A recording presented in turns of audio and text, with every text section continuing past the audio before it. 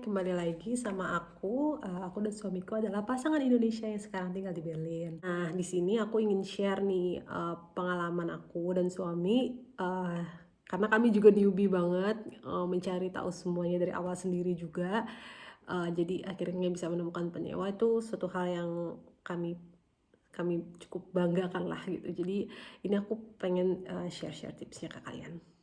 Tips yang pertama, kalian harus, mengenali dengan baik rumah atau properti, mungkin ada yang kalau mau sewa apartemen. Jadi aku mengetahui nih kayak, oh rumahku ini kan baru dan aku nggak mau furnish gitu kan, karena again kebutuhan orang beda-beda, orang mau ngisi kayak gimana kan beda-beda. Jadi dan itu akan terlalu mengeluarkan banyak biaya juga jika aku harus memfurnish isi rumah gitu. Jadi aku mengenali, oh fasilitas apa aja sih yang, rumahku tawarkan, aku notes, dan ini juga, hal yang aku tekankan. Rumahku itu kan baru, jadi ini bisa jadi hal yang positif dan negatif. Nah, kalau hal yang positifnya mungkin bagi penyewa, oh rumahnya masih kelihatan bagus, nggak perlu takut ada yang perlu diperbaiki atau ada yang rusak.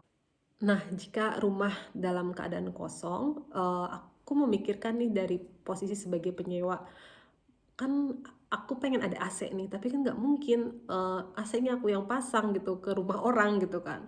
Atau kayak, "Ah, kok nggak ada kitchen setnya gitu, padahal rumahnya bagus tapi kitchen setnya nggak ada gitu.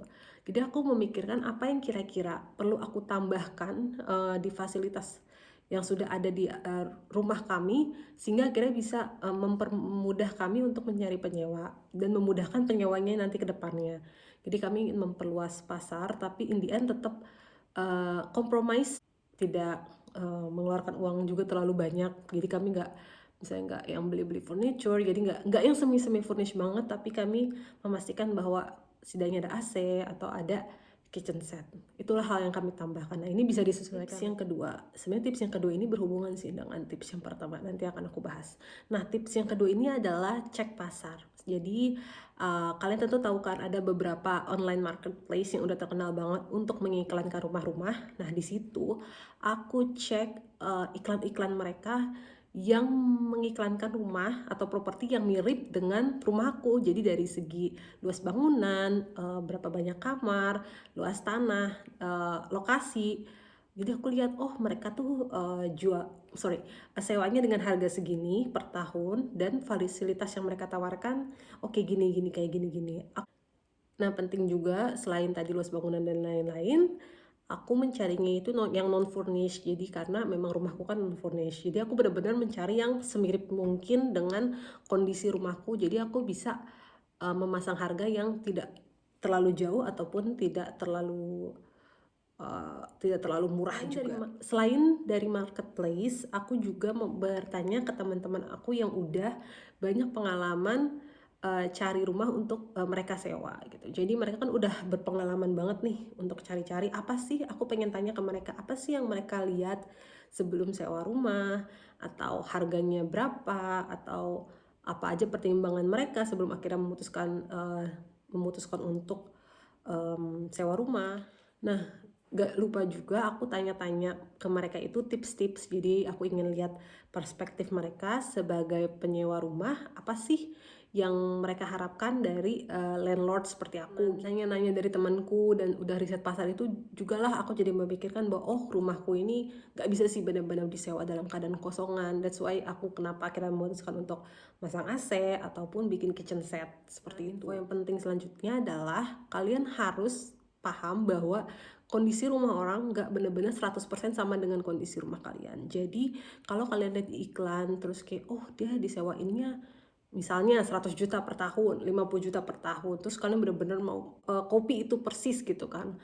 Atau kayak temen aku sendiri tuh bilang ke aku bahwa oh untuk di tempat lo harganya tuh segini Mel gitu. Nah itu jauh lebih rendah daripada apa yang aku dan suami harapkan. Nah di situ kita mikir, tapi kan kondisi rumah kita baru.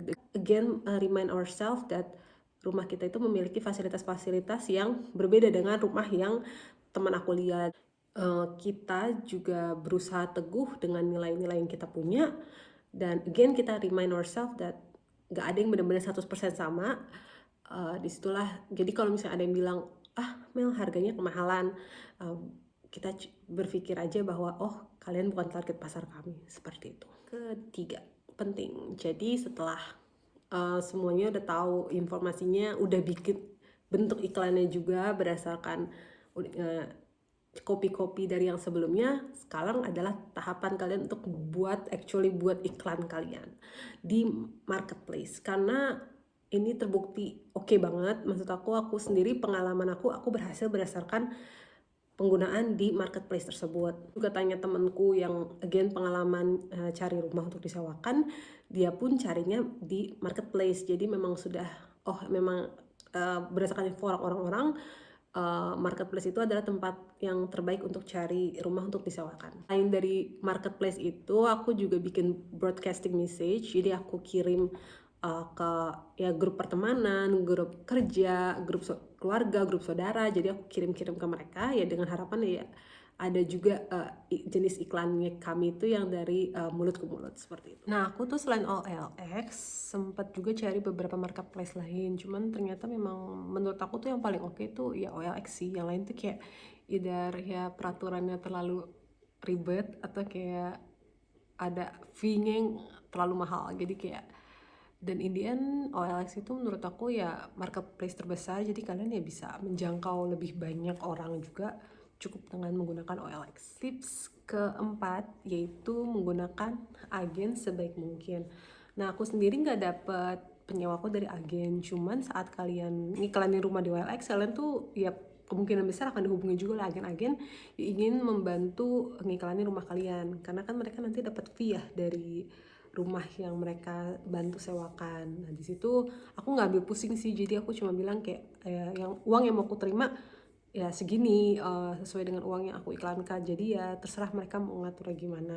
Ya beda-beda sih rulesnya. Ada yang akhirnya uang fee-nya dinaikin, uang sewanya dinaikin, ada yang minta fee dan lain-lain. Tapi aku ya itu kembali ke masing-masing. Nah, mungkin kalian mikir kayak aduh nanti susah dong, malah lebih susah karena kan lebih mahal.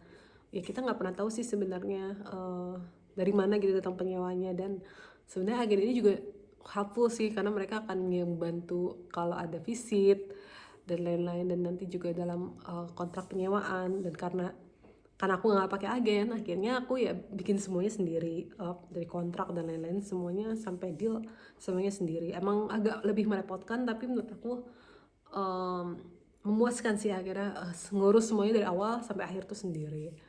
Aku juga dapet sih kayak beberapa penawaran dan visit dari kliennya agen, cuman ya ternyata nggak jodoh aja dari sana. Jodohnya memang dari cari sendiri.